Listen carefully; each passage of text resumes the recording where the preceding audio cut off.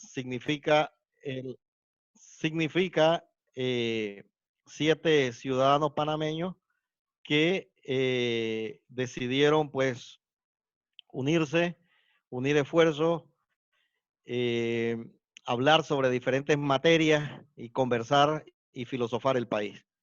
Hoy, 2 de junio, tenemos retomando, porque ya nosotros hemos hecho varios encuentros, tenemos uno más y a través pues de la plataforma Zoom, la constituyente y el futuro de Panamá.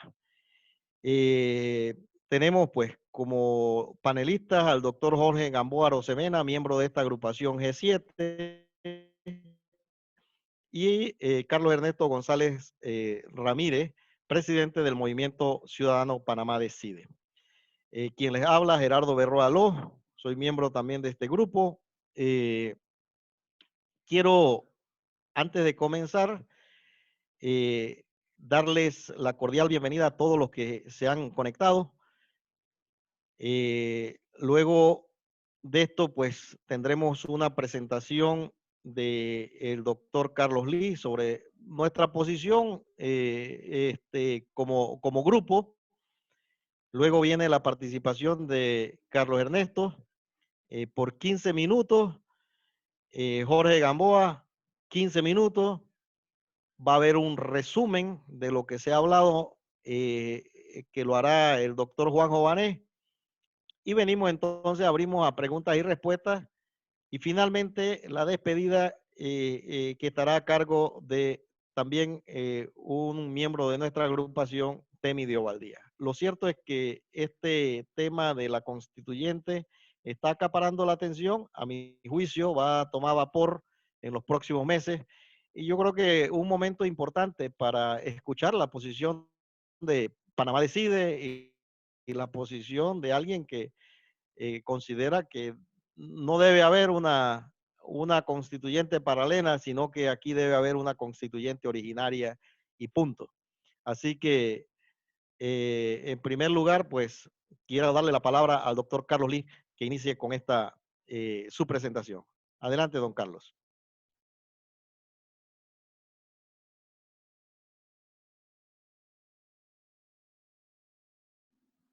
Gracias por la invitación a dirigirme en esta noche al grupo que se ha sumado a esa convocatoria. Efectivamente, como mencionó Gerardo, el tema de la constituyente hoy está ocupando un papel importante porque todo el mundo habla a favor o en contra, pero habla sobre el tema de la constituyente. Nosotros queremos poner un poco en el contexto, desde la reflexión que ha hecho el grupo frente al tema de la constituyente, resaltar algunos elementos que creemos importantes como marco de referencia para escuchar las dos ponencias de fondo que tenemos hoy en este conversatorio. En primer lugar, yo quiero partir del concepto de que la constituyente como instrumento para modificar, cambiar o establecer las reglas del juego de una sociedad no se puede pensar como un punto de partida. La constituyente es un punto de llegada. Es un punto de llegada después de recorrer todo un camino de debate, de participación ciudadana, para que se logre un acuerdo en un pacto social. Eso en la doctrina se conoce como activar el poder constituyente.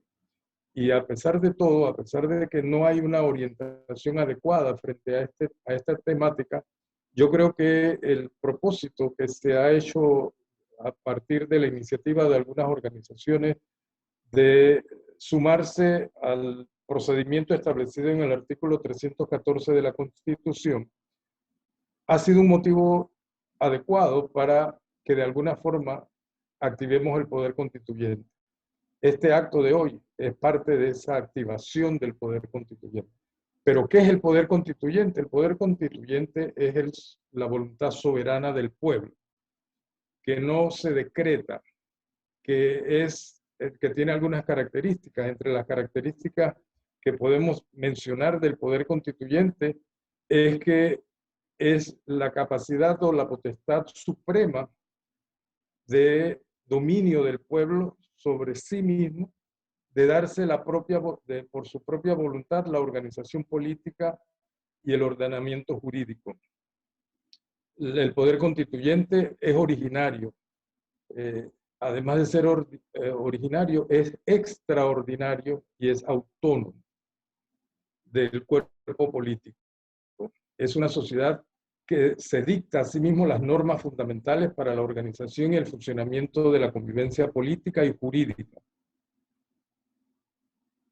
pudiendo, al ejercer este poder constituyente, sustentar, cancelar la Constitución en su presencia y darle validez y origen a un nuevo orden constitucional. Así entendido, el poder constituyente en cuanto potestad originaria no deriva de ningún otro poder jurídico preexistente. Y esto es clave. Cuando estamos hablando del marco jurídico, de si la población tiene algún marco jurídico para convocar un proceso de constituyente, una de las características sobresalientes de ejercer el poder constituyente es que es la potestad originaria que no se deriva, no es derivada de ningún otro poder jurídico preexistente, sino que emana directamente del cuerpo político que es la sociedad. El poder constituyente será un poder prejurídico. El poder constituyente originario es aquel que organiza y da forma jurídica a un Estado o permite que éste vuelva a refundar su orden jurídico luego de un proceso revolucionario o de un golpe de Estado o de una decisión pacífica del cuerpo político de la sociedad que constituye una irrupción de libertad política del pueblo para dotarse de un nuevo orden jurídico fundamental. El poder constituyente es extraordinario, ya que no opera regularmente como una potestad estatal, sino solamente en los momentos en que el ordenamiento constitucional entra en crisis y debe ser cambiado o sustituido. El poder constituyente, como poder supremo, se encuentra siempre latente mientras opera la Constitución y los poderes constituidos derivados de ella, como producto del ejercicio del poder constituyente. El ejercicio del poder constituyente reaparecerá cada vez que su titular, es decir, el pueblo, el cuerpo político de la sociedad, lo demande para generar un nuevo orden constitucional. El poder constituyente es plenamente autónomo, ya que puede fundar que emanan de la voluntad del cuerpo político, que es la sociedad, democráticamente expresada. En ese sentido, una constitución solo tendrá durabilidad si es obra de la participación y la adhesión de los diversos. Por el contrario, no permanecerá si es obra solo de una parte del cuerpo político de la sociedad. Solo la adhesión sustantiva de eficacia en las normas constitucionales y de su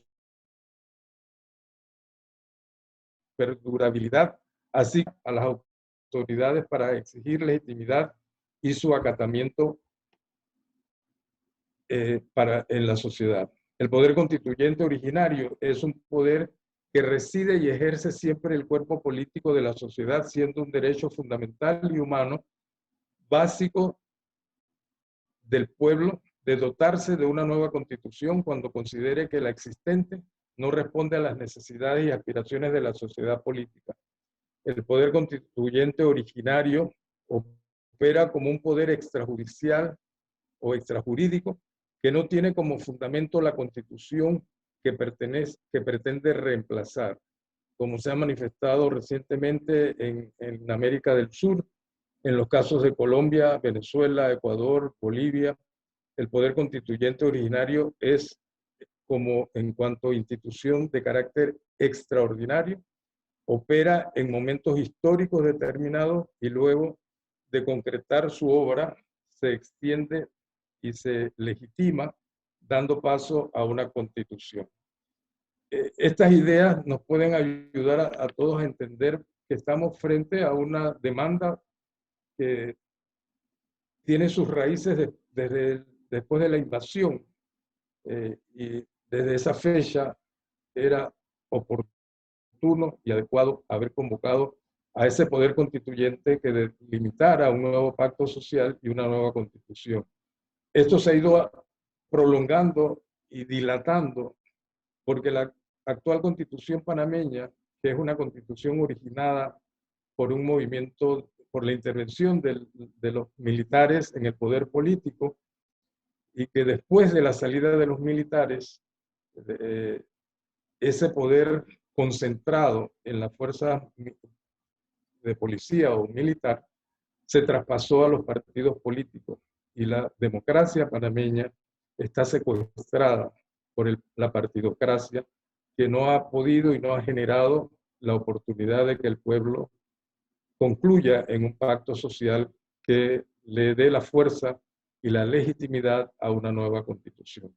En ese marco nosotros queremos ofrecer la oportunidad hoy para reflexionar y profundizar sobre alternativas que tenemos como pueblo para concretar un nuevo orden constitucional que pueda tener la legitimidad después de que el pueblo tenga la oportunidad de apropiarse de los principios y los valores. Concluyo diciendo que el artículo 314 es una camisa de fuerza que no permite al constituyente, al poder constituyente que es soberano, que le pertenece al pueblo, hacer un proceso en donde se dé un verdadero debate nacional que dé origen a un nuevo pacto social.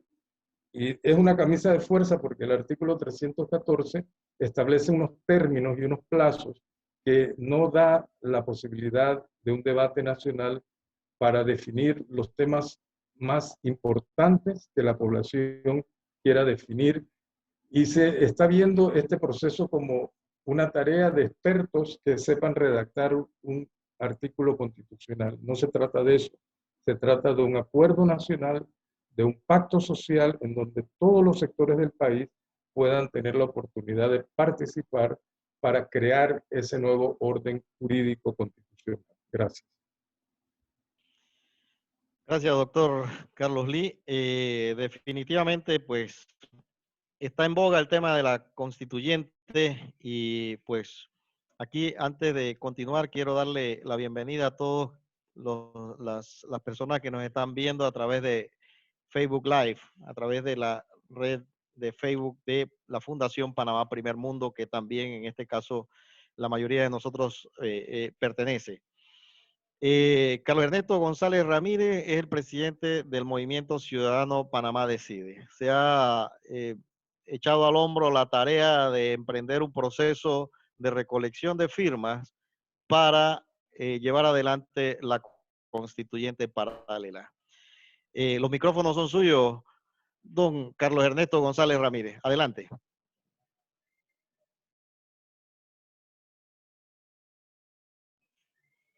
El micrófono. Disculpen. Buenas noches. Gracias, Gerardo. Buenas noches a todos. Es para mí un honor estar aquí hablando ante el G7. ¿Quién me iba a decir que iba a tener esta oportunidad? La tendré que poner en el currículum. Sí. Miren, yo voy a ir a través del proceso de razonamiento que me tiene a mí en esta situación y a los que me acompañan, ¿no? Yo creo que es evidente, los ciudadanos panameños estamos contemplando perplejos la descomposición continua de nuestro sistema político. Este deterioro progresivo de una estructura nacida sin libertad, como bien dijo Carlos en su momento, en plena dictadura militar, y que apenas tuvo unos tímidos cambios en los años 83 y 2004, se ha exacerbado con la crisis generada por la pandemia. Hemos sido testigos de cómo nuestros derechos humanos simplemente están sujetos a la voluntad del presidente de la República, a pesar de ser inalienables y consustanciales del ser humano, admitiendo la posibilidad de que algunos sean limitados temporalmente mediante mecanismos balanceados entre los poderes del Estado, que es lo normal, y no por la voluntad de una persona. Nuestra realidad se puede resumir en lo siguiente. Lo primero es que la Asamblea Nacional, que debía de servir de contrapeso político al órgano ejecutivo, no solo no cumple esa función, sino que los ciudadanos nos produce justificado temor. Los constantes abusos de poder, la falta de transparencia y actitudes chantajistas con las que es ejercida la labor legislativa.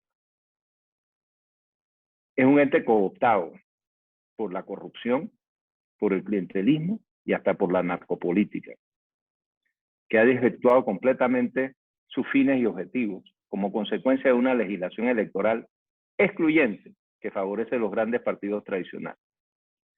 Una legislación aprobada por esa misma institución para la protección de sus intereses. Por otro lado, la Corte Suprema de Justicia, entidad que en un verdadero Estado de Derecho debe proteger las garantías fundamentales del ciudadano, o calla en la más abyecta actitud ante el poder público, o sus decisiones han amplificado el poder del Ejecutivo y debilitado la institucionalidad en detrimento de las personas que habitamos este isla, enterrando todo vestigio de la existencia de una república. En el mismo momento que los magistrados de la Corte Suprema de Justicia decidieron que una persona podía decidir sobre la libertad de nosotros sin tener ley ni ajustarse a la Constitución, desapareció el Estado de Derecho y el elemento más fundamental de una república. La impunidad es la regla en la justicia. La capacidad limitada de fiscales, no amparados en un sistema de carrera y méritos. Jueces que no entienden la justicia y que han convertido los procesos judiciales en unos eventos bizantinos propios de una charada, han acabado por hacer que el país pierda toda credibilidad, debilitando seriamente las ventajas que en un momento podían haber atraído capitales externos a nuestro país. La justicia está agonizante y el Estado, y en un estado catatónico. La administración pública es ineficiente en extremo. No existe separación de roles entre quienes están llamados a las políticas, a dictar las políticas públicas, que son los electos, los reguladores, que deben ser profesionales, y los proveedores de servicios. En vez de contar con un servicio civil profesional y despolitizado que permita que las instituciones provean servicios públicos eficientes, la planilla estatal se ha convertido en un botín clientelismo para el partido político que gana las elecciones. La confusión de roles, además, genera toda clase de conflictos de interés propio de un sistema corrupto en el que los regulados forman parte de los reguladores y los políticos que deben dictar las políticas se dedican a regular en función del beneficio de sus clientes. En definitiva, todo el sistema es confuso, ineficiente, despilfarrador, absurdo y en detrimento del ciudadano al que debe servir. Además, tenemos que ver cómo se han estado subiendo los salarios en medio de una pandemia donde los ciudadanos hemos estado en situaciones extremas económicas. La desigualdad campea en nuestro país, producto, entre otros factores, de que los tribunales no imponen la igualdad ante la ley y permiten los privilegios con tesis propias del medioevo. Se protege el capitalismo de amigo, se limita la libertad del ciudadano común a emprender.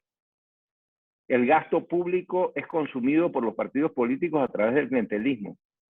La corrupción y el despilfarro, limitando los recursos que debían estar destinados a las verdaderas y apremiantes necesidades de los ciudadanos. En la historia de las naciones modernas, cuando se dan situaciones como esta, en donde hay una crisis institucional, en donde se deslegitima la institucionalidad del país, van a suceder dos opciones. O un deterioro continuo, como podemos ver, por ejemplo, en Venezuela, donde vas hundiéndote y pareciera que el barril nunca tuviera fondo, o la reacción adversa, que puede ser ya sea una reacción violenta, como está sucediendo en Colombia, como sucedió en Chile, como sucedió en Ecuador, como sucedió en su momento en Costa Rica, en Nicaragua, como ha estado sucediendo alrededor nuestro. O la otra, dentro de ese marco, la otra opción del pueblo es buscarse un iluminado, un hombre bueno, que llegue al poder y haga las cosas bien, que las haga por encima de la ley y de la Constitución, como está pasando en El Salvador.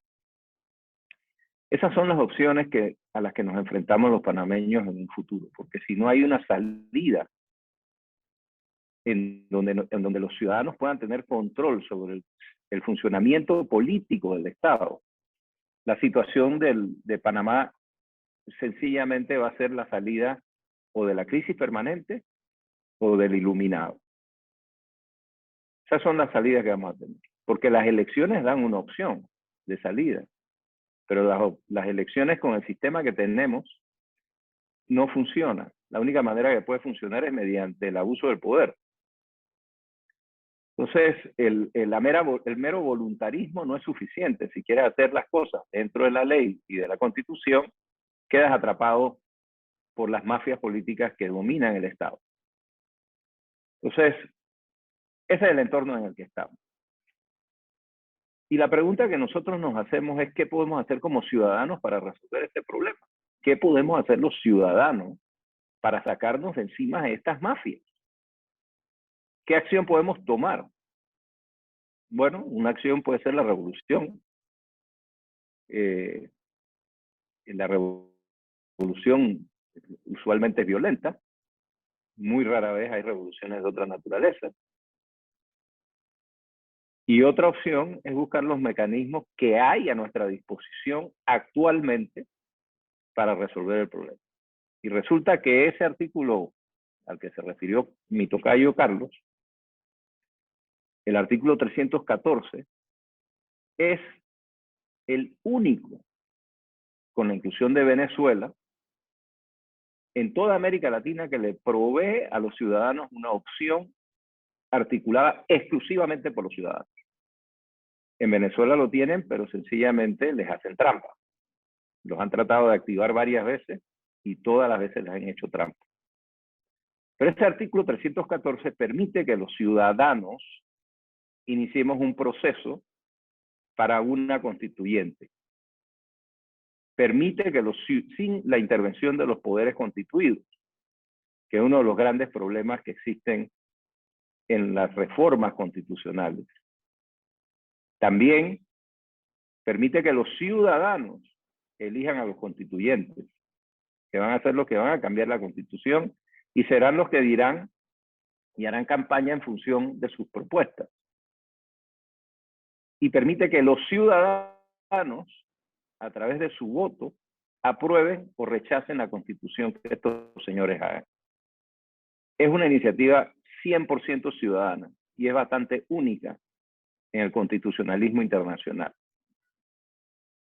Tiene 1000 trabas, como era de esperarse, para un proceso de esa naturaleza. La primera traba, obtener el 20% del padrón electoral del año anterior, que son 581,000 firmas, que es el equivalente a 13 partidos políticos hoy en día. Pero ese no sería el problema más grave. El problema es que lo tienes que hacer en 6 meses. Es la segunda traba, el tiempo que eso tiene. Tiene otras trabas, por supuesto, que el poder completo del proceso lo tiene el Tribunal Electoral, y el Tribunal Electoral no ha querido reglamentar el proceso, que es el único que lo puede hacer. Eso es una ventaja y una desventaja, porque no tiene que ir a la Asamblea Nacional ninguna parte de este proceso.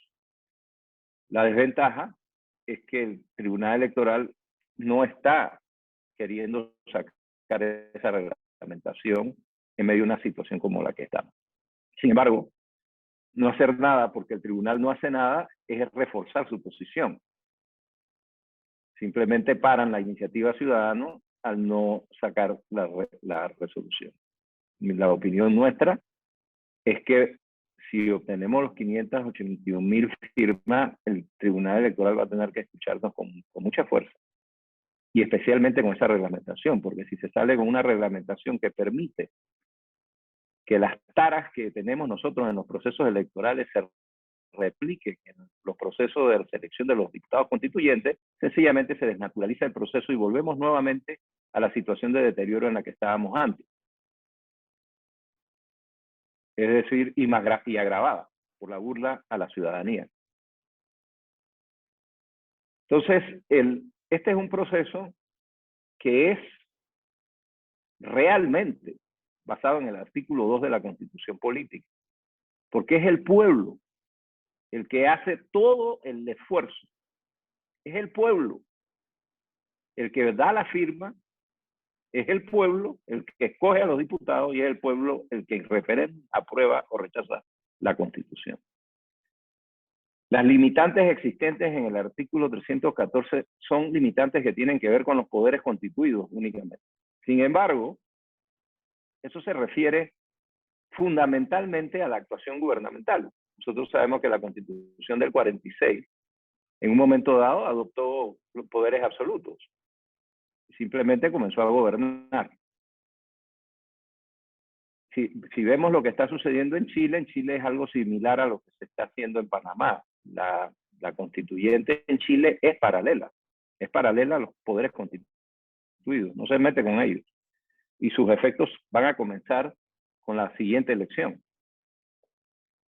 Ahora,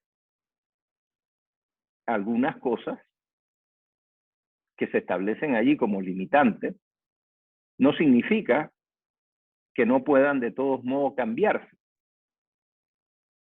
Porque una cosa es que tú no puedas destituir a alguien como asamblea y otra cosa es que la Constitución cambie las fórmulas de destitución, por ejemplo. Porque el poder emana del pueblo y la constituyente tiene ese poder. Entonces, el problema fundamental de la constituyente paralela frente a la constituyente originaria no es tal. Simplemente es una presunción del alcance de los límites que establece el artículo 314 de la Constitución y no entra a analizarlo en detalle hasta dónde pueden llegar. Hasta dónde pueden llegar los constituyentes. Otro problema que tiene la constituyente es que los ciudadanos vamos a tener que estar en la procesión y replicando las campanas si queremos lograr que los cambios sean profundos.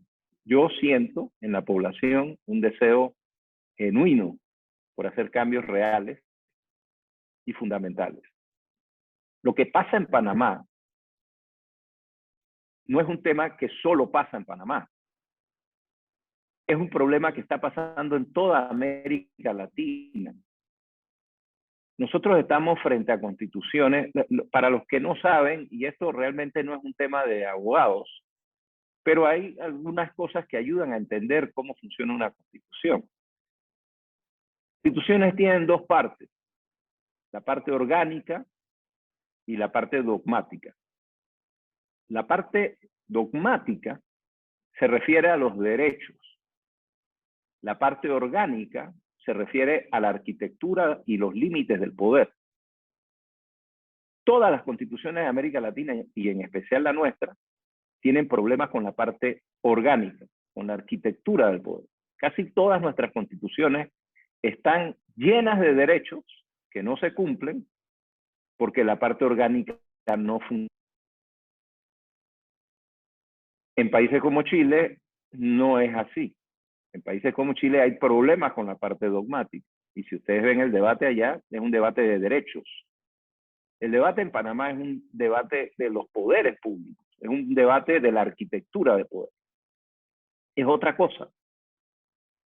Y eso es lo que sucede en casi toda América Latina, con muy pocas arquitectura conservadora, autoritaria. No hay democracias verdaderas. Tenemos democracias electorales, pero los ciudadanos no tenemos control sobre la cosa pública. En estos días yo circulé un pequeño vídeo donde ponía un ejemplo, que yo creo que es uno de los ejemplos más elementales. En Panamá a un ciudadano lo dejan sin agua o no le proveen agua en su sector y se tiene que tirar a la calle a cerrar las calles para que se resuelva un problema de suministro de un servicio que él está pagando. Nosotros no vemos eso en los países desarrollados y no lo vemos por varias razones, pero una de ellas es porque la responsabilidad y las consecuencias políticas para quien sea que esté a cargo de esto es inmediata. Los ciudadanos tienen control sobre los políticos, no los políticos control sobre los ciudadanos. Es al revés. Y eso es porque hay democracias funcionales. Entonces, nuestra arquitectura de poder requiere profundizar la democracia, hacerla más fuerte, en donde los ciudadanos tengamos control de las instancias políticas.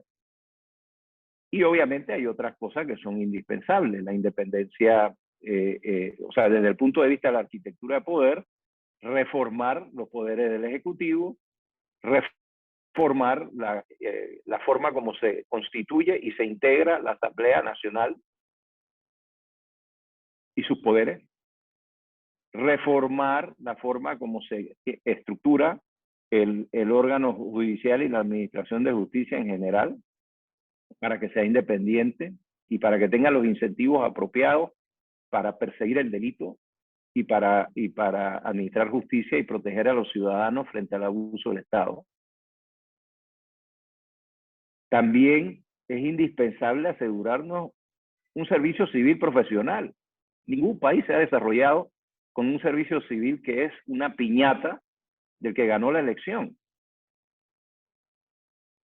Necesitamos profesionalismo en las instituciones públicas y eso requiere un cambio desde la Constitución. Necesitamos más transparencia para que los ciudadanos tengan más control, pero también necesitamos mecanismos de control político por parte de los ciudadanos. Hay muchas maneras de lograr estas cosas y hay distintas ideas. Y esas ideas es lo que debe de debatir la constituyente. La mayoría de las cosas que se han puesto en la mesa tienen que ver con reformas a la Constitución. La gente parte de lo que hay. Pero una constituyente tiene la ventaja de que no tiene que partir de lo que hay, puede cambiarlo completamente.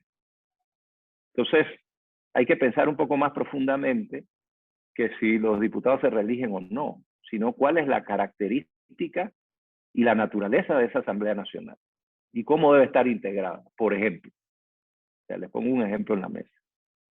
En definitiva, un grupo de ciudadanos hemos tratado de servir de mecanismo, de vía que puedan seguir los demás ciudadanos para lograr iniciar un proceso que se inicia recogiendo 581,000 firmas. Los que estamos involucrados en esto no nos están eligiendo, los que firman por la constituyente no están inscribiéndose en un partido político. Nosotros no tenemos nada que ganar con este esfuerzo más que recuperar nuestro país y ejercer nuestro poder ciudadano. Si logramos recoger las 581,000 firmas, que es muy difícil, hemos iniciado el proceso de ese cambio. Y está en los ciudadanos involucrarse y en empoderarse a través de este mecanismo que permite que tengamos el poder nosotros, los ciudadanos que queremos bien a este país. Y por eso hemos creado el movimiento Panamá Decide, que esperamos inicie a recoger firmas el próximo 15 de junio, si todo funciona de manera apropiada, con el Tribunal Electoral, que no vemos por qué no va a ser así. Los que tienen interés en colaborar pueden inscribirse en panamadecide.org y los contactaremos cuando iniciamos el proceso de recolección de firmas. Muchas gracias. Gracias, Carlos Ernesto. Definitivamente buena la explicación. Antes de continuar con el doctor Jorge Gamboa Arosemena sobre su posición respecto a la constituyente y pues su planteamiento sobre la originaria, traigo a colación un artículo que publicó creo que en 1987 Eduardo Valdés Escoferi, que titulaba así: Constituyente ya. Irónico que él es magistrado del Tribunal Electoral y como que no piensa igual ahora. Doctor Jorge Gamboa Rosemena, usted tiene sus 15 minutos, pues saque sus espuelas a ver de qué está hecho. Dele, adelante.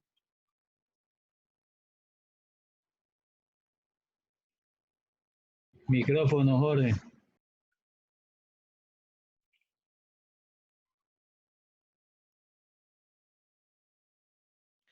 ¿No se le escucha, doctor? Ahora sí, hombre, pero qué cosa, ¿no? Esta tecnología que a uno lo enreda. Y ahora sí me oyen.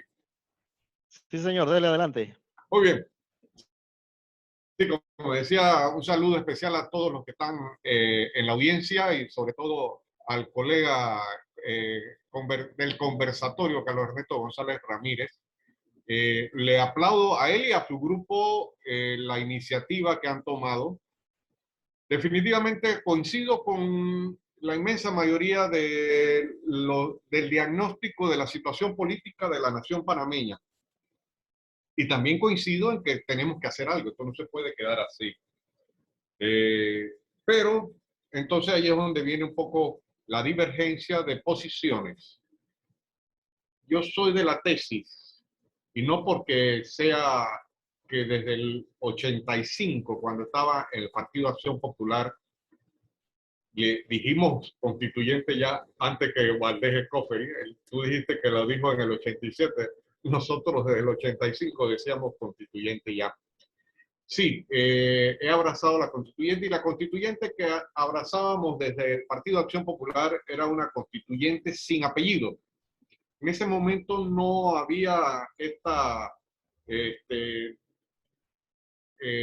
calificativos de paralela u originaria, porque las constituyentes son la forma en que el pueblo se organiza para estructurar su arquitectura de cómo gobernarse, delegando en gobernantes, pero controlándolos.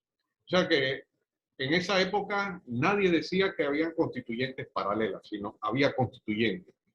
Y miren que eran las épocas de la dictadura, que era muy probable que a pesar de que pedíamos constituyentes, la manipulación, como en el 84 y en el 89 de la gente de la dictadura, hacían magia para evitar de que la voluntad popular trascendiera, se impusiera.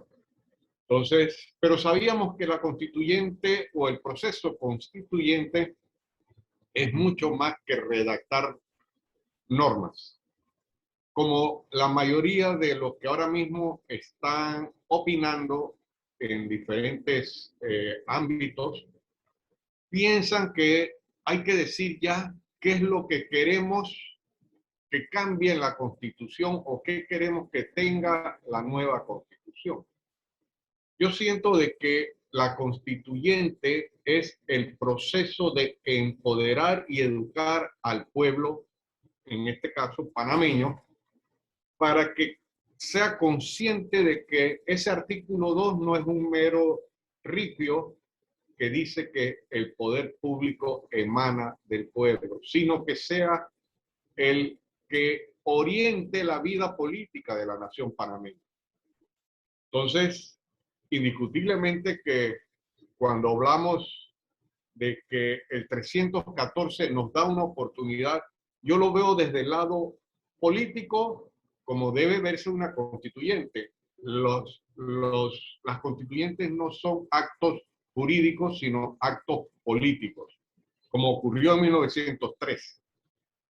La Constitución de Río Negro, 1886, si mal no recuerdo, no decía que Panamá podía, mediante un cabildo en la Plaza de la Independencia, en la Plaza Catedral, declarar su independencia, pero el pueblo políticamente, con sus dirigentes, decidió separarse de Colombia. Entonces, eso es un proceso constituyente.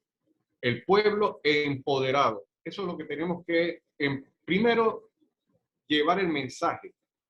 Ahora mismo el mensaje está castrado cuando el presidente de la del Tribunal Electoral dice que no puede dar reglamento de cómo se van a elegir a los 60 constituyentes que dice la camisa de fuerza del 314. Eso es falso, de toda falsedad.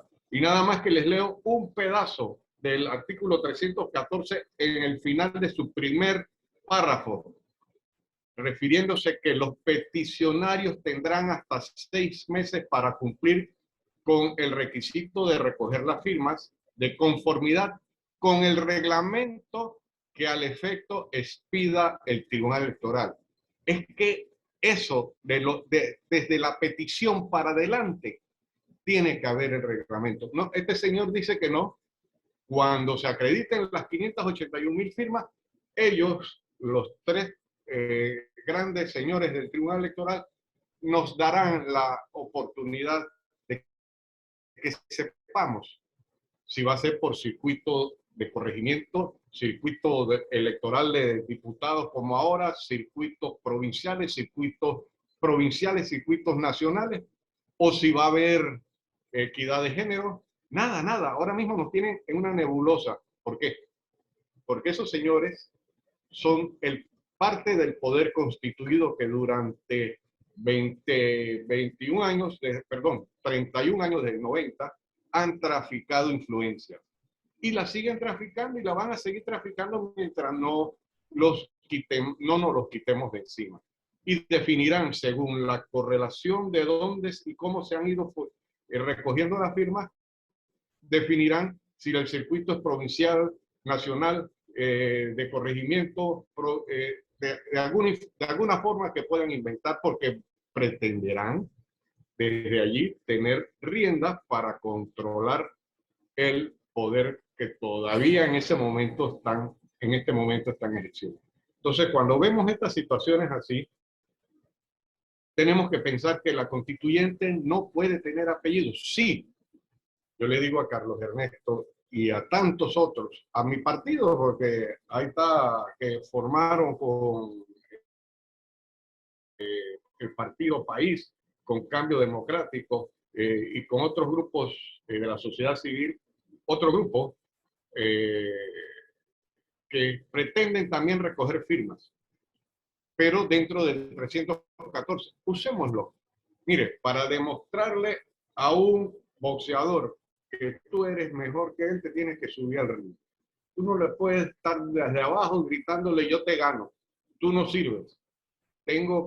Y con las reglas de él y con los árbitros de él, tienes que apabullarlo. Entonces, ese es el proceso constituyente que yo quiero se transforme de lo que nos permite como una dádiva el poder constituido a poder constituyente originario, porque radica en el pueblo. El origen del poder es el pueblo. Entonces, yo creo que sí, Carlos Ernesto y todos los que están por la paralela, veamos un poquito más allá. Panamá necesita viajar, pongámoslo en carretera. Unos quieren llegar a Chorrera, otros querrán llegar a Penonomé, yo quiero llegar a la frontera. Entonces, yo voy con ellos, con los que se quieren quedar en Chorrera, con los que se quieren quedar en Penonomé, pero para hablarles y esperanzados a que la situación política de la nación panameña, que no está nada bien, sino cada vez enredándose más, obligue, empuje, impulse a que cuando se elijan a los constituyentes, se busque a los más íntegros, a los más aptos y a los más educados, para que una vez se instale esa asamblea, le digan al pueblo panameño en una declaración, como me dijo, me reservo el nombre, pero creo que él lo ha dicho, voy a preguntarle si lo ha dicho, me dice uno de los participantes de la semana pasada en el Tribunal Electoral, que él va para ser constituyente y que una vez que le dan la credencial de constituyente, va a decir que esa constituyente es originaria. Digo, no tiene que decir que es originaria, es constituyente. Pero bueno, ahora hay que definirla porque nos han metido la confusión de paralela y originaria. Y si ese que está ahora mismo por el 314, como como un subterfugio para ganarse la oportunidad por la rendija que deja el poder constituido, yo creo que es la fórmula. Y dentro del partido me dicen, no, pero eso sería engañar al pueblo. Digo, engañar al pueblo es que la constituyente, perdón, sí, la constituyente paralela está en el título 13º, cuya enunciado dice reforma a la Constitución. No tiene ni siquiera capítulos ese título para haber puesto las diferentes formas que dicen que hay, pero no, porque quieren confundir, quieren enredar. Esto es en términos legales, que soy no soy abogado, pero sí creo que podría ser falsedad ideológica. Meten en una lista de mujeres a un hombre. ¡Qué locura! Esto no puede ser. Pero bueno, este es el Panamá que tenemos, un Estado fallido. Y si hay un Estado fallido, tenemos que fundar una nueva república. Y eso se hace en un proceso constituyente. Más que redactar, lo de redactar las normas que van a tener la nueva constitución es el colofón, es el final. Primero es todo un proceso de discusión, análisis, educación, participación, y aterrizamos en la nueva redacción de la Constitución. Y definitivamente, como en el 45, el señor Ricardo Adolfo de la Guardia, que la convocó creyendo que se quedaba durante todo el ejercicio de la Constituyente, el primer acto que hace la Constituyente del 45 fue cortarlo y decirle, usted no sigue. Y sí, tiene el poder. Entonces, allí es donde tenemos que llegar. Ahí, fuera de cámaras, antes de esto hablábamos, intercambiábamos, que Ayub Prado se va a quedar todavía después de la constituyente. Señores, ¿cómo vamos a permitir eso? Es ilógico. Imagínense que no se pueda dar la constituyente ahora en el año 2022 o 23 y tengamos que esperar el nuevo gobierno y volver a usar el 314. Todos esos diputados que van a salir con las mismas reglas van a ser los mismos como el señor del knockout de hace 2 semanas, el Tito Rodríguez, o va a ser el que mandó a la gente a llorar al cementerio. Entonces, nos los vamos a tener que aguantar. En ese momento sería 4 años o 3 años y medio más. No, señores, entonces, una vez instalada la constituyente originaria, como se le quiera llamar, o la constituyente, se empodera y dice, se acabó esto. Aquí cambiamos. Entonces, yo sí creo que en un acto político, no jurídico, no tenemos que agarrarnos de que el 314, que es todo un mamotreto leguleyo, impide. No tenemos que quedarnos en los impedimentos que ellos, los del poder constituido, nos han cuadrado. Tenemos que avanzar. Y por eso digo, Carlos Ernesto, el señor Galloway, los de el Firmo por Panamá, tenemos que unirnos todos y decir, el mismo Blandón abrevó en Miguel Antonio Bernal, su profesor. Ahora están un poco friccionando, pero debemos todos acercarnos. Yo sé que hay, es más, a mí me sacaron de un chat, no voy a decir de qué, porque tengo esta posición que dice que confundo a la gente. Bueno, puede que no tenga la verdad, pero es mi verdad. Compartámosla, analicémosla, debatámosla, porque sí, definitivamente es evidente que Panamá necesita con urgencia cambiar.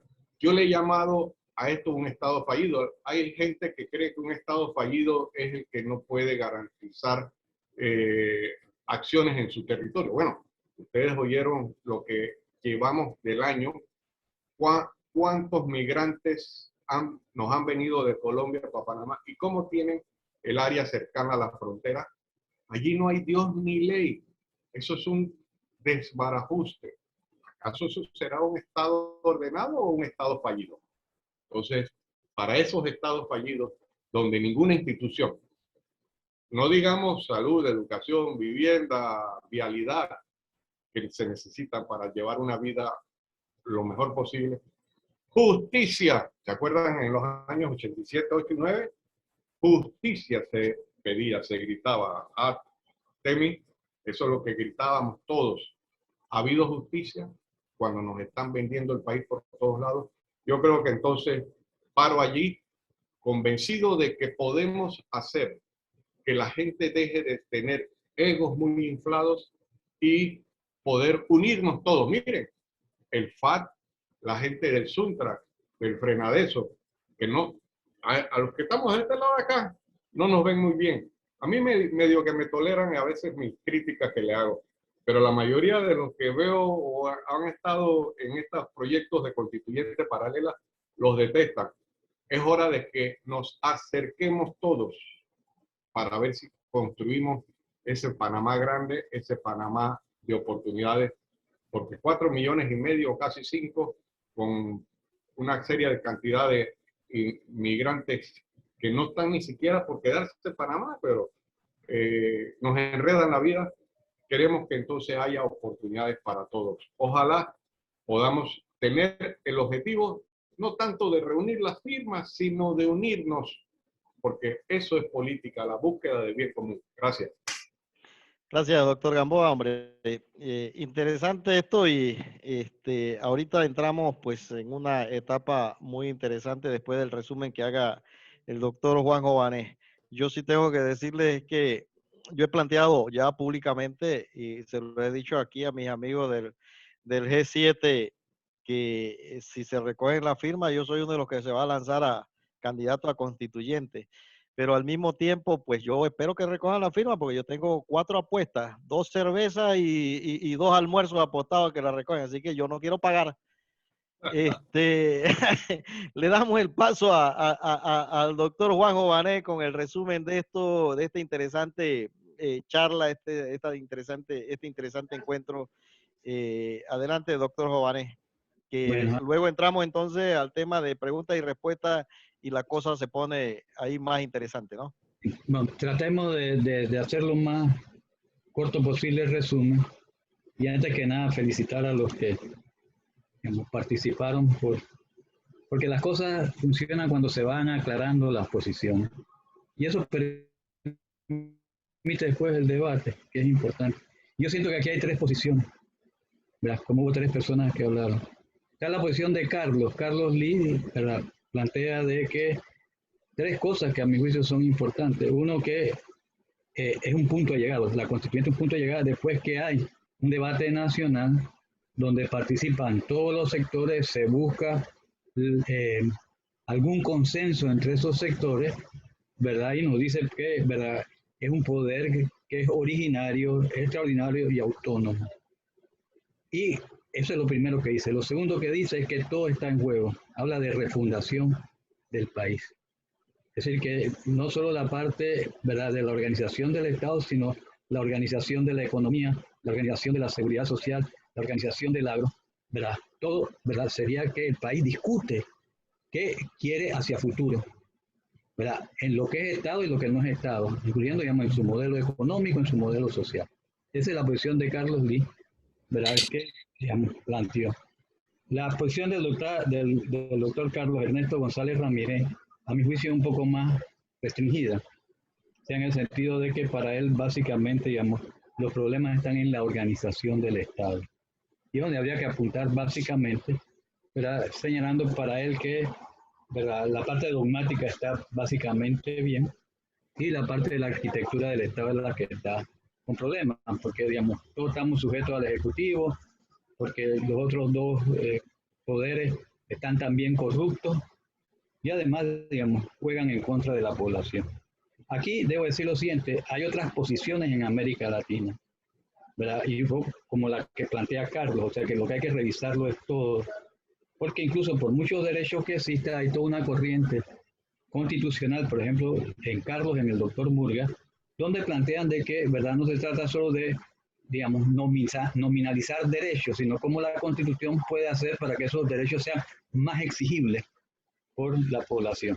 Pero bueno, esa es una posición, ¿verdad? Y lo que nos dice el doctor González Ramírez, además, es que, bueno, que estamos frente a una disyuntiva, los iluminados y para seguir el deterioro de la sociedad, y él encuentra, ¿verdad?, que el 314, a diferencia de Carlos, porque Carlos lo que dice, el 314 no va a dar tiempo de hacer todo el debate, aquí se dice hay que aprovecharlo porque, digamos, la única puerta que está abierta.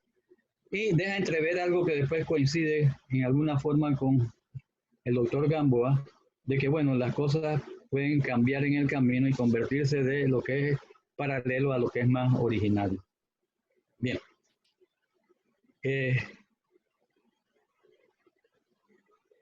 Está entonces la posición del doctor Gamboa. El doctor Gamboa coincide en lo siguiente, que hay que hacer algo, que hay que hacer que el diagnóstico político coincide con el que hizo el doctor González Ramírez. ¿Verdad? Y ¿verdad? Él creo que un poco plantea que de las dificultades que habló el doctor Ramírez, él creo que la que siente más fuerte es la que no haya, ¿verdad?, una reglamentación previa. Yo creo que entiende que es un juego a ciegas, es un juego sin reglas. Y, digamos, para él es un motivo de preocupación.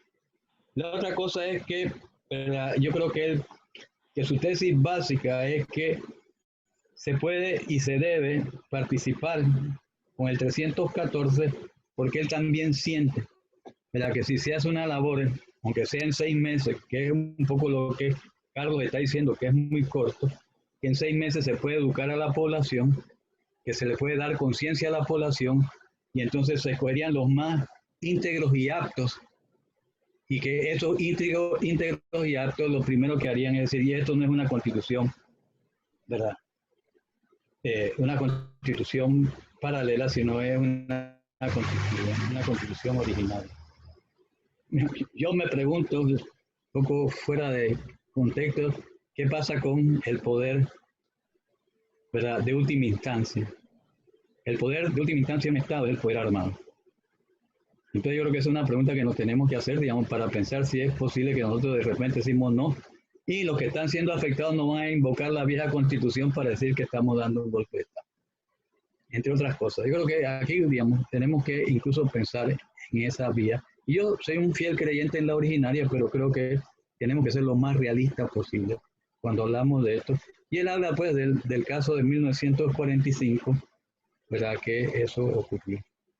Digamos, creo que, a mi juicio, la vía de Carlos, digamos, darnos el espacio para crear una fuerza social,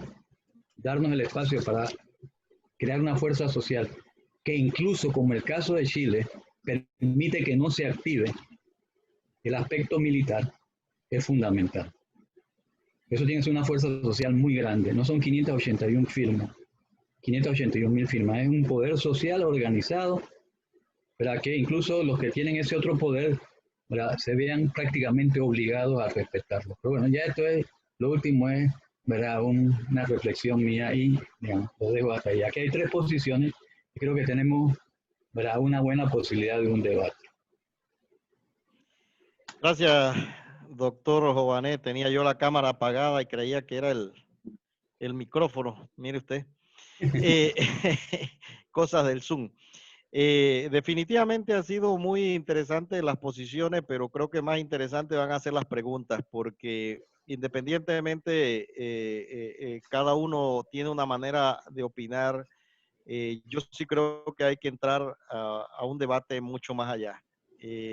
La constituyente y todo lo que tiene que ver alrededor de ese nuevo contrato social hay que explicarle a la gente y decirle por qué queremos hacer esto, hacia dónde esto nos va a llevar, en qué tiempo nos puede llevar, y porque no puede ser una cuestión cambiar por cambiar. Y yo quiero empezar esto poniéndole un poquito más de salsa a los macarrones. Recuerdo haber asistido a una reunión donde estaba don Juan David Morgan, que es casualmente el bufete de abogados donde trabaja don Carlos Ernesto González Ramírez. Y justo también en el mismo lugar donde también forma parte de ese bufete el ex candidato presidencial Rómulo Rux, que también está recogiendo firmas por el otro lado. Y yo recuerdo haber escuchado a Juan David Morgan que nos dijo, la constitución panameña que tenemos es una constitución casi perfecta. Y lo dijo así, y no estoy hablando de un tiempo muy atrás, estamos hablando de alrededor de 5 o 6 meses atrás, que tuvimos esa reunión y él lo dijo muy convencido en ese sentido. Dicho esto, el debate está planteado. La gente no se engaña fácilmente y lo que hay que ver aquí es qué constitución nosotros queremos, qué contrato social le vamos a dar. Yo soy del planteamiento de que sí nosotros tenemos que tener un nuevo contrato social. Lo que me gusta del actual periodo es que nosotros no estamos llegando al nivel de Chile, que tuvo que destruir el metro, destruir instituciones y llegar para decir sí, y luego entonces elegir los constituyentes. Nosotros por lo menos estamos dialogando. Tenemos una constituyente, un proceso de recolección de firmas que sea criticado o no, está en ese proceso y paralelo también hay un diálogo nacional donde se están analizando muchas cosas alrededor de ella y que también son importantes. Dicho esto, soy fiel convencido de que no solamente lo que plantea Carlos Ernesto, de que el debate aquí es de la arquitectura del poder. Es la arquitectura del poder, pero también poco más allá.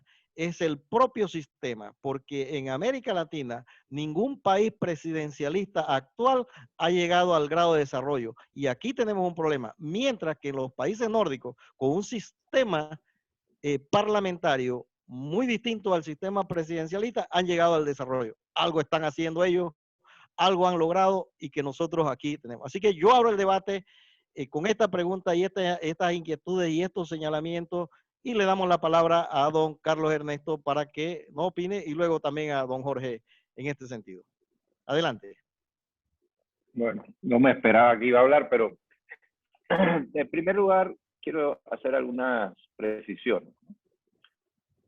Si el proceso constituyente no se hace por la vía del 314 y de alguna manera, no sé cuál, tenemos una revolución o el presidente decide él llamar una constituyente o hay un golpe de Estado, se hace otra constituyente fuera del 314, quienes van a reglamentar esa elección son o los que deciden hacer la constituyente, son del poder constituido, o la asamblea legislativa que tenemos. Entonces, yo quiero precisar que no hay mucha diferencia entre que sea por uno o por otro, realmente. No, yo creo que incluso es hasta, por eso dije, probablemente sea un beneficio que sea el Tribunal Electoral. Por otro lado, quiero aclarar también otra cosa. El proceso constituyente es de hasta 9 meses, no son 6 meses. En Chile es de 9 meses a 1 año. O sea, no es un periodo excesivo. Cuando vamos a ver el proceso constituyente original, que es el de los Estados Unidos, fue más o menos ese tiempo. Y ellos están construyendo de cero, cosa que no van a hacer los constituyentes en esta ocasión.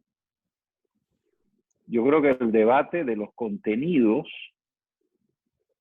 se tiene que dar en el proceso eleccionario, porque los contenidos, digo, a pesar de que yo puedo tener unos objetivos claros, que son los que yo tengo, y que como movimiento tal vez podamos poner sobre la mesa, digamos, unos objetivos que puedan ser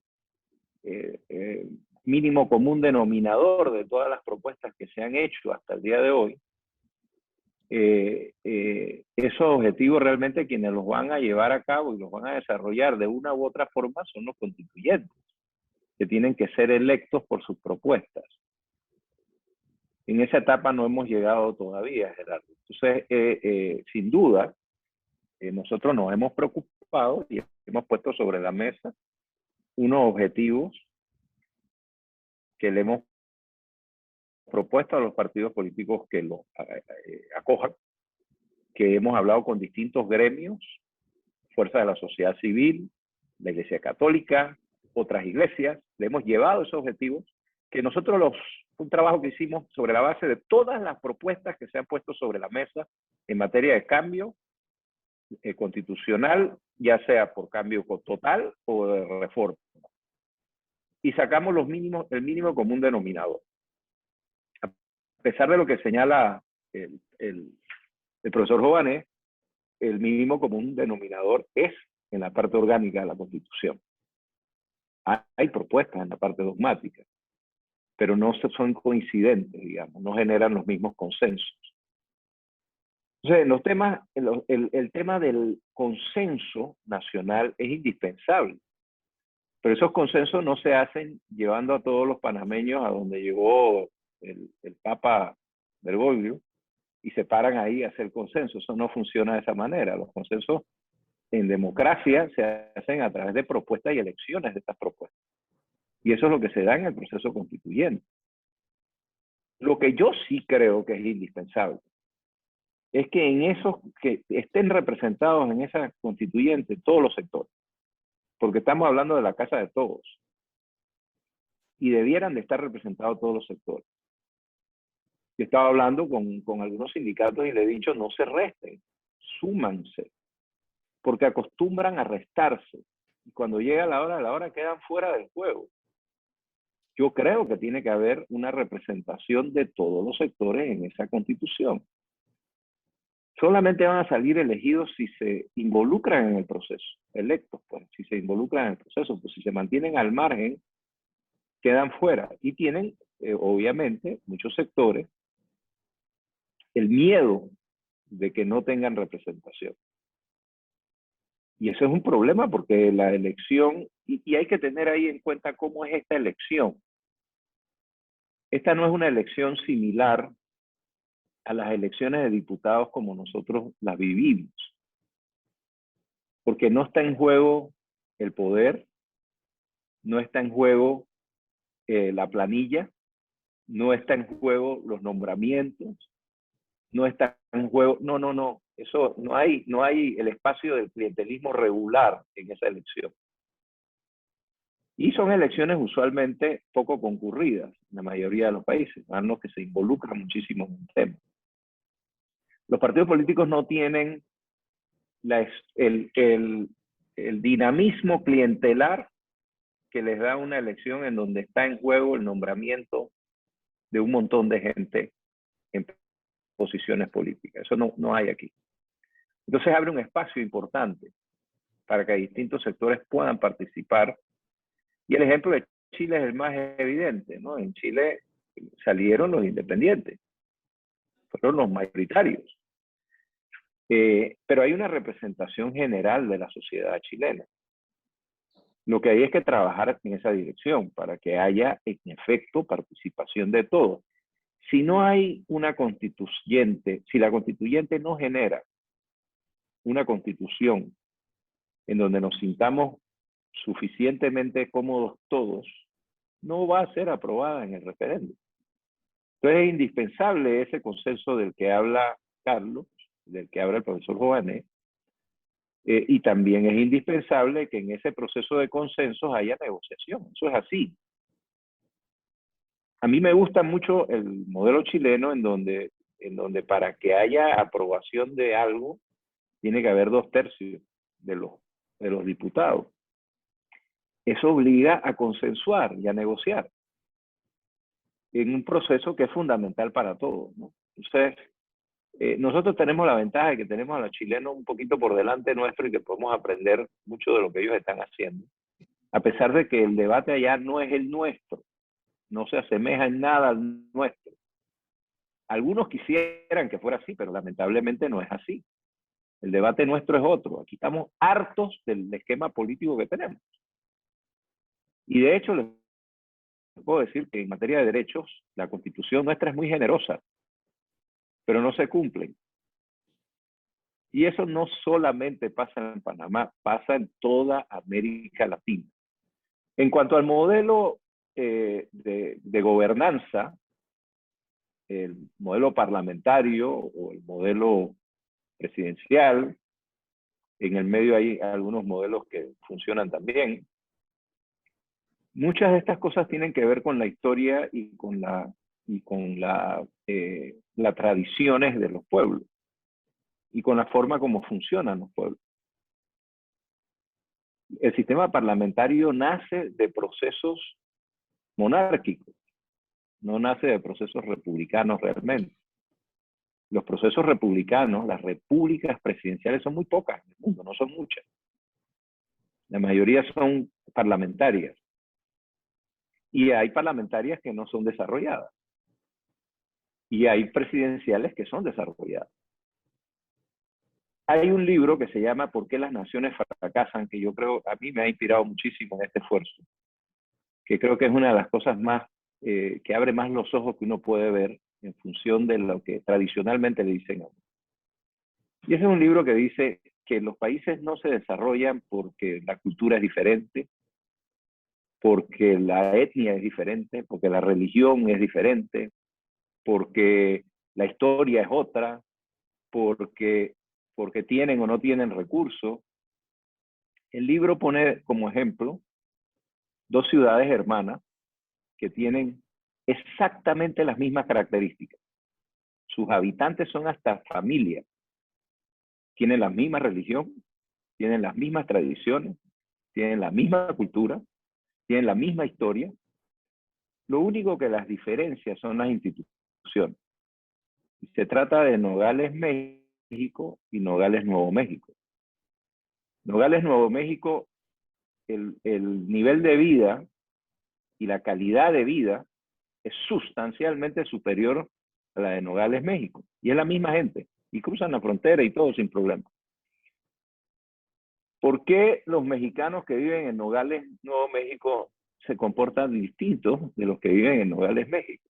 Aquí los que somos un poquito más viejos, nos acordábamos de cómo nos comportábamos los panameños cuando entrábamos a la zona del canal.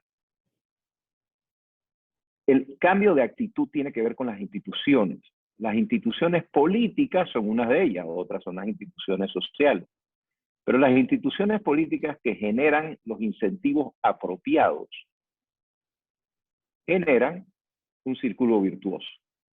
Las instituciones políticas que son conducentes al abuso de poder o al juegavivo generan eso, un círculo vicioso. En Panamá, los 2 diputados más exitosos de la República son Benicio Robinson y el diputado por el Chorrillo, que se me olvida el nombre ahora. Galvez. Esos son los 2 diputados Galvez. Galvez, ¿sí? Son los diputados más exitosos. Ellos funcionan y son exitosos porque funcionan dentro de esa institucionalidad con los incentivos que esa institucionalidad genera. Y tú llegas ahí y tú no actúas con esa institucionalidad, tú no vas a tener éxito. Por eso es que acaban cooptando, por eso es que la mera voluntad no es suficiente. Hay un problema de instituciones conducentes a generar situaciones como esta. Y eso no es solo Panamá, es casi toda América Latina. Entonces, cambiar el sistema, por eso la democratización y la profundización de la democratización es importante. Porque ahora mismo el sistema está hecho de una manera en donde nosotros somos súbditos, no somos ciudadanos, no tenemos el control que debemos de tener en una república democrática. Entonces, ese proceso se puede dar de distintas maneras. Puede ser por la vía parlamentaria, ¿sí? Puede ser por la vía, por ejemplo, yo les pongo un ejemplo en el tema del presidencialismo. Si tú le quitas poder al presidente, que es un ente político, ¿a quién le vas a dar ese poder? El único otro ente político es la Asamblea Nacional. Dios mío, ¿quién le va a dar poder a esta asamblea? Nadie. Tiene que cambiar la asamblea. Entonces, por ejemplo, la propuesta del CONEP es decir, bueno, si le vamos a dar más poder a la asamblea, vamos a dividir la asamblea y dividir ese poder y generar una serie de pesos y contrapesos dentro de la asamblea para que no puedan abusar de ese poder. La gente del CUCO tiene una propuesta igual de válida. Ellos dicen, no, lo que tenemos que dividir es el Ejecutivo. Y hagamos algo como lo que hace Francia o lo que hace Perú, que es un sistema semipresidencial, en donde hay un presidente y un primer ministro, que de alguna manera está controlado por la Asamblea, pero el presidente dicta las normas, digamos, y el otro las ejecuta, o dicta las políticas y esta las ejecuta. Ese es otro sistema que es válido. Eso es lo que van a tener que debatir los constituyentes. Pero el tema no es lanzarse de cabeza por un mecanismo, de tener objetivos claros. ¿Qué quieres lograr? Bueno, para mí lo fundamental es que no pueda haber concentración de poder en ningún espacio político ni social. Que no pueda haber concentración de poder. Para mí eso es fundamental porque eso nos garantiza a nosotros el ejercicio de nuestra ciudadanía. Entonces, si ese es el objetivo, ¿cómo vas a organizar el poder? Se te hace un poco más claro. Pero las opciones son distintas. Hay distintas opciones. En cuanto al tema de los derechos, sin duda, hay un déficit en materia de derechos. No porque no estén en la Constitución, allí están. La Constitución panameña tiene una norma que fue incluida en el 2004, en la reforma del 2004, que es muy abarcadora en materia de derechos, el artículo 17 de la Constitución, que dice que los derechos fundamentales que están, en las garantías fundamentales que están incluidas en esa Constitución, son los mínimos. Los mínimos. Hay más, hay otros. ¿Y cuáles son esos otros? Los que Panamá ha adoptado por la vía de tratados internacionales para respetar los derechos humanos. Yo, que soy un abogado que filosóficamente cree en el derecho natural, considero que eso tiene un valor enorme, porque yo no creo que los derechos humanos tengan nada que ver con la Constitución o las leyes, sino que es un valor consustancial al ser humano, más allá de lo que digan las leyes y el poder. Y esas son un poco las limitaciones que tiene una asamblea constituyente también. Le digo a Carlos que esa definición de constituyente es un poco anticuada, porque no es todo el poder. El poder está limitado por los derechos humanos de los ciudadanos. No puede pasar esa línea. Entonces, yo lo que quiero decir es que el tema es mucho más complejo que dispararse por un lado, dispararse por el otro, es analizar en profundidad qué es lo que se quiere hacer. Nosotros en el movimiento Panamá Decide hemos tratado de hacer un esfuerzo para ayudar a eso, con unos objetivos que estamos tratando que se logren consenso alrededor de esos objetivos, que sean unos objetivos mínimos. Podrán haber otras cosas en el debate, pero por lo menos asegurarnos unos objetivos mínimos que nos garanticen a nosotros nuestra ciudadanía. Gracias. Gracias, Carlos. Don Jorge, si tiene algo que plantear y sí, breve, tratando de ser breve, mira. Carlos González Ramírez habló de concentración de poder.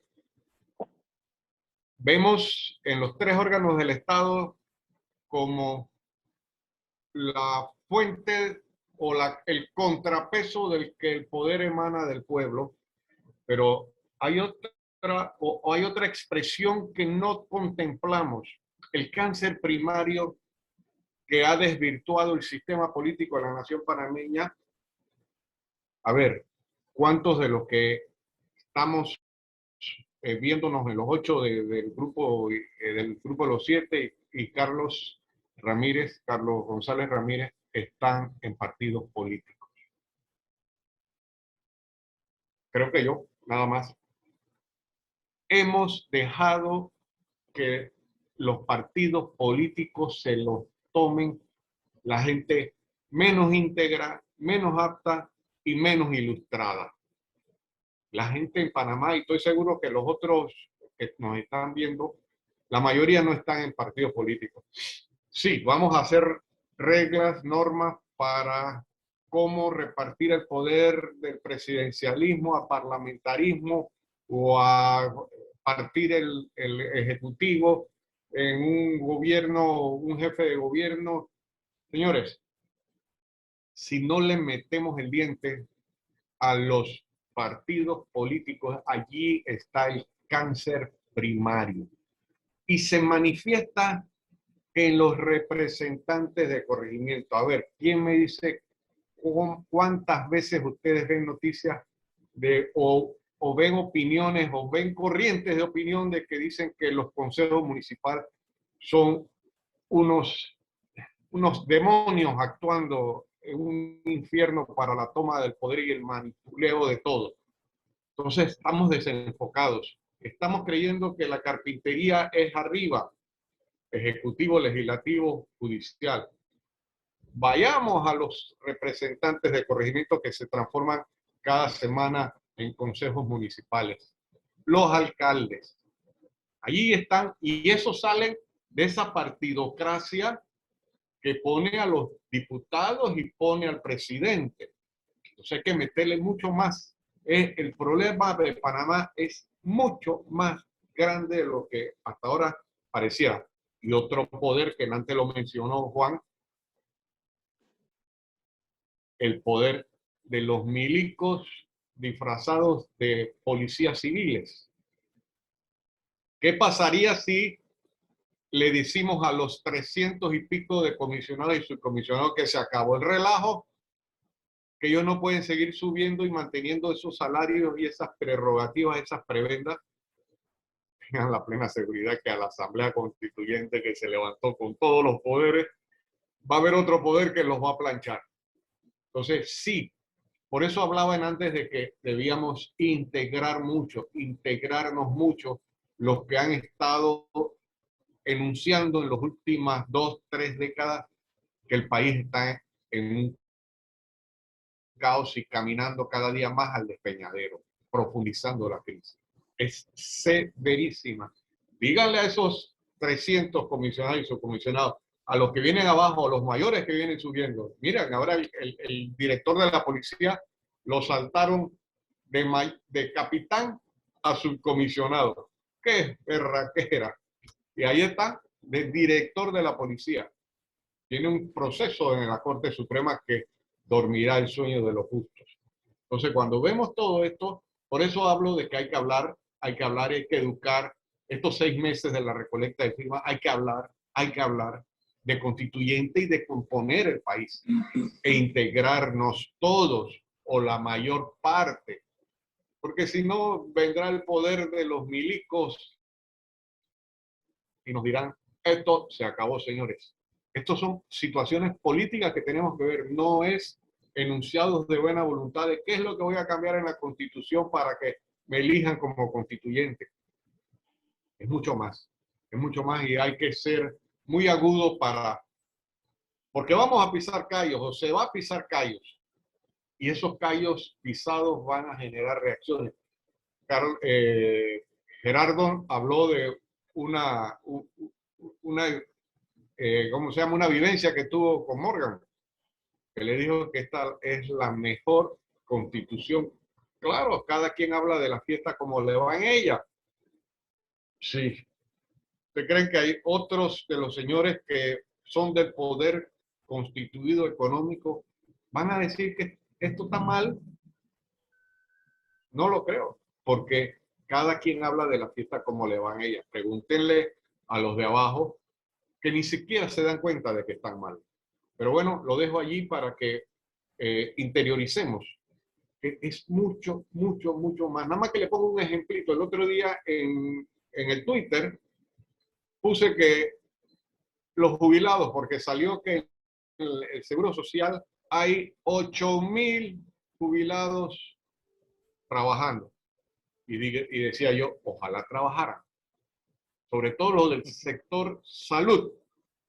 Llegan a las 9 y se van a las 11. En los gremios médicos, en los gremios de la salud, se pasaron ese comentario mío por todos lados. Nadie salió a decirme que estaba equivocado y que era, pero lo resintieron, me han comentado. Eso es corrupción. Miren hasta dónde estamos. Muy bien, entonces, nada más que se lo dejo así porque el problema, el caos que hay en Panamá es magno, pero a veces ni siquiera pensamos hasta dónde llega. Gracias, don Jorge. definitivamente ha sido muy interesante. Esto se ha ido, como digo yo, con aceite de oliva. Desde las 6:30 y ya son las 8 de la noche. Abro, si tiene alguno más, alguna pregunta que hacerle a los panelistas. Adelante.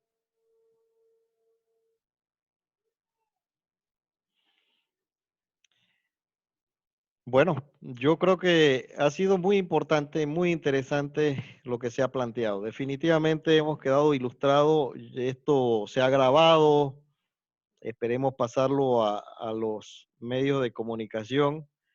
Dice Enrique de Obarrio, excelente intercambio de ideas. Pienso que con argumentos bien intencionados debemos partir de la premisa de que todos queremos lo mejor para el país y el bien común. Gracias, Gerardo, y felicito a ambos panelistas. Pregunta para Carlos Ernesto. De llegarse a las 581 firmas acumuladas y convocarse a instalarse la Asamblea Constituyente por aquello de, como dice, la esencia del 314 es el artículo 2, en virtud del cual el poder público solo emana del pueblo, ¿apoyarías la búsqueda de un consenso entre los constituyentes electos democráticamente para obviar lo paralelo de la constituyente, paralelo entre comillas, con mira a entrar a hacer cambios en los poderes constituidos actualmente? Bueno, yo creo que me está otorgando un poder que no tengo, ¿no? Primero hay que elegir a los constituyentes y primero hay que conseguir la firma, que es un esfuerzo titánico. Sin embargo, yo creo que hay fórmulas para hacer lo que él dice dentro del marco constitucional. Y les pongo un ejemplo, el más sencillo de todos. Si se elimina la Corte Suprema de Justicia y pasa a ser una Corte de Casación, esa Corte de Casación ahora es un poder constituido que no puedes tocar. O, y si creas una Corte Constitucional, es decir, yo creo que nos estamos perdiendo en detallitos que realmente no vienen al caso. Los límites de ese poder que se ha puesto en el 314 son límites muy claros y son límites que constitucionalmente hay maneras de hacerlos irrelevantes. Entonces, yo lo que creo es que lo que hay es que pensar bien y ser consecuente con la situación del país y tomar las medidas que inteligentemente puedan ser más efectivas, que no necesariamente son las que más nos gustaría en un momento dado. Eso es lo que hace que los países prosperen. Y es un proceso evolutivo, no es un proceso revolucionario.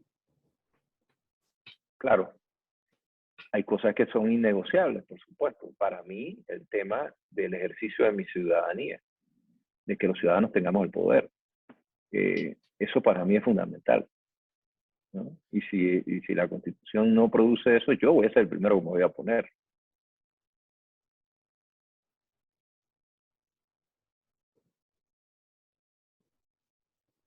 Gracias, Carlos. Aquí seguimos con la pregunta también de Enrique para don Jorge. ¿Estoy en lo correcto en asumir que tu posición entonces sería la de participar activamente en el proceso de recolección de firmas y posterior elección de constituyente para, constituida la Asamblea Constituyente, procurar que la misma, con poderes plenos, sea amplia en el sentido de no limitarse a lo paralelo? Indudablemente, sí, así mismo es. Utilizaría el subterfugio, el recurso, el espacio. Miren, en dictadura íbamos a las elecciones en el 84.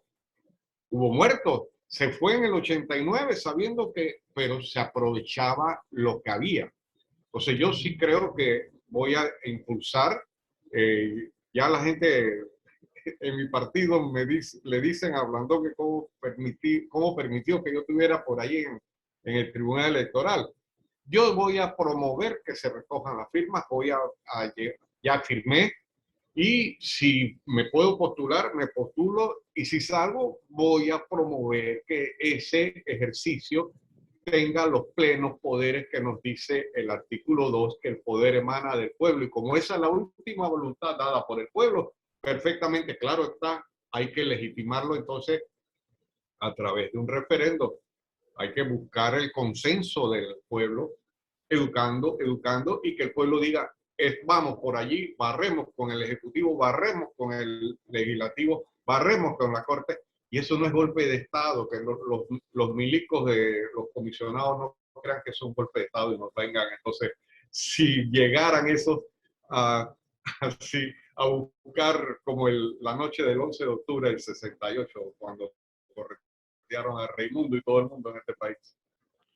Ok, aquí hay un interesante planteamiento de Marcos Castillo que dice, si no se recibieran las firmas, la alternativa de un referéndum como el de Chile sería la otra opción. Carlos Ernesto. Sí. Mira, antes de comenzar esto, 2 días antes de lanzar el proceso, yo le pedí una cita al presidente de la República. Fui a hablar con él. Y básicamente lo que le dije al presidente fue que él en su campaña había dicho que si él presentaba una reforma y no era aprobada la reforma constitucional, él iba a llamar a una constituyente. Que yo creía que debía hacerle honor a la palabra de lo que dijo. El presidente me dijo, mira, yo no me siento cómodo con hacer esto ahora. El país está en una pandemia, una situación económica muy difícil, está el problema de la Caja del Seguro Social. Yo prefiero enfocarme en esto porque una constituyente nos metería en un proceso electoral complicado que distraería la atención de estos temas que son importantes. Yo le dije, mire, presidente, bueno, yo le voy a pedir un favor, esa es su posición, yo le voy a pedir un favor, no nos ataque. Porque si nos ataca, se sustrae y luego usted no va a poder, si sacamos la firma, no va a poder poner constituyente. Me dijo que no nos iba a atacar, que él pensaba que este era un ejercicio democrático, que estaba en la Constitución y que lo iba a respetar. Tengo que decir que ese ha sido el caso desde entonces. Sin embargo, lo dicho por Marco es una opción planteada si, digamos, recogemos 450.000 firmas y no llegamos a las 580.000. Creo que la situación política del país cambia completamente. O sea, al final es como decía Jorge, esto es un tema político, no jurídico. Es un hecho político. También creo que si comenzamos a recoger firmas muy rápido, el presidente no se va a quedar de brazos cruzados. O por lo menos imaginaría que no se quedaría de brazos cruzados porque perdería el liderazgo. Yo veo posible que algo así se pueda dar. O sea, yo no lo veo algo absurdo. En eso coincido con Jorge. Los hechos políticos son los que determinan estas cosas. Sin embargo, lo cierto es que los ciudadanos solo tenemos control por una vía. No tenemos otra. Entonces, todo eso es del mundo de la especulación. Lo cierto es que tenemos un camino que podemos seguir y es el que podemos seguir. Y se acabó. Y tenemos que ejercer nuestro poder y empoderarnos como ciudadanos para poderlo lograr. Gracias, don Carlos. Para añadir breve un dato que conozco de adentro de algunos políticos, el señor secretario del PRD ha anunciado en un petit comité que si el entretenimiento o el ejercicio del pacto bicentenario no cuaja para que el país como que se encuentre en caminos, él y el PRD en agosto entra a recoger firmas. Señores, acuérdense que lleva 2 acciones en las últimas 3-4 semanas donde choca con el señor presidente. Miren, señores, aquí se está debatiendo o el poder está tirado en dados a ver qué números salen. Es muy probable, por eso yo decía que pueden pasar muchas cosas de aquí hasta cuando lleguemos cerca de el término de la recolecta de firmas de las 580. Y si no hay las 581.000, la misma asamblea puede llamar a convocar una constituyente. o muchas cosas pueden pasar. Así que lo dejo allí nada más. Gracias, don Jorge. No, definitivamente lo del Pacto de Bicentenario son cosas muy diferentes. Yo pertenezco ahí y puedo hablar con toda propiedad. Definitivamente ahí yo creo que se está recogiendo la mayor data, más grande data de toda la República, el sentir de la República. Yo creo que el trabajo que está haciendo Paulina, está don César Tribaldo, está Félix B. Maduro, están muchas personas muy interesantes allí, que creo que eso va a ser exitoso y muy necesario para los medios, para las empresas, para los partidos políticos, incluso para este proceso de llegar a darse. Aquí, como dice Enrique también, del Pacto del Bicentenario saldrán insumos muy importantes para beneficio de la eventual Asamblea Constituyente, cosa que, con la que coincido totalmente, porque una no es ajena a la otra. Bueno, definitivamente ha sido muy interesante esto. No veo más preguntas en el camino. No sé si alguno de los miembros del comité quiere decir algo, o si no, pues le damos la palabra a don Temi de Ovaldía para la despedida. Adelante, don Temi. Gerardo, Temi tiene problemas con la computadora. No. Ah, carajo. Despide a tu Gerardo. Bueno, mire, en casa de Radio Blanco y la vaina también está jodida. Oye, ¿cómo va a ser eso? No, definitivamente yo creo que ha sido muy interesante el intercambio, y en este instante, pues nosotros, el grupo de los 7, estamos también un poquito en deuda ahora con el grupo de personas que considera que no debe haber un cambio constitucional vía una constituyente. Yo creo que hay figuras como Juan Manuel Kostulovich, con quien he conversado bastante sobre esto, y yo creo que hay algunas otras personas que también están planteando que sería interesante escucharla, y yo creo que flaco favor le hacemos si no abrimos esta oportunidad también a esas personas, porque eso es la democracia, debatir, esa es la democracia, dialogar, esa es la democracia, enriquecernos con diversas ideas y sin diatribas, sin ofensas, sin nada. Yo creo que eso engrandece un país. Yo creo que es lo más importante, y quiero agradecer profundamente la participación de Carlos Ernesto González Ramírez de Panamá Decide. Tiene un trecho por delante. Ya ganó un nuevo miembro ahí, a don Jorge Gamboa Rosemena, que póngalo, súmalo a recoger firmas. Yo creo que es importante, ¿no? Yo creo que el resumen y el planteamiento que hizo don Juan Ované también me parece muy enriquecedor, y sobre todo, pues también la parte de Carlos Lee que nos ha hecho, pues a mí me llegó el planteamiento que hizo, y definitivamente voy a leerlo un poquito más sobre esto, porque uno no debe tomar las cosas a la ligera, sino tomar y hacer consenso en todo esto. Agradecido entonces por esta participación, y nos vemos en la próxima.